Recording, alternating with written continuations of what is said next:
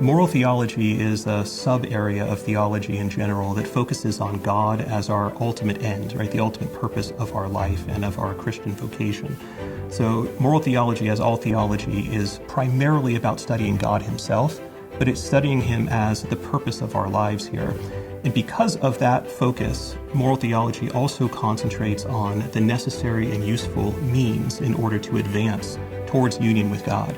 In this life, through his grace, through his sacraments, by following his commandments, by being virtuous and acting in a virtuous way, so that we might find an ultimate fulfillment, an ultimate happiness with God in heaven.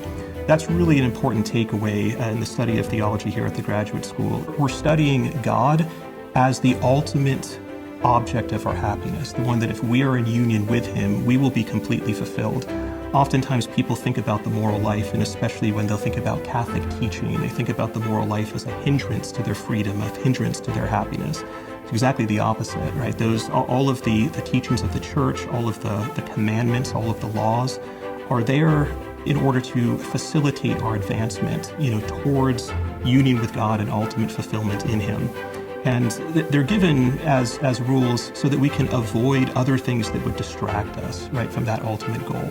We have 4 different areas of moral theology that we focus on in this concentration. The first is theological anthropology, and this is really studying the revealed truth about the human person and what does it mean for us to exist as a body-soul composite. We study this from both a natural perspective and from a revealed perspective. We look at the biblical content from the very beginning in Genesis, how we are created according to the image and likeness of God.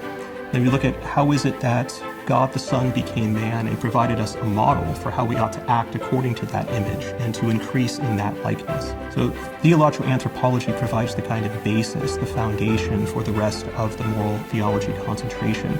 We also have a class that is dedicated to the study of the virtues, and here we concentrate especially on the theological virtues of faith, hope, and charity.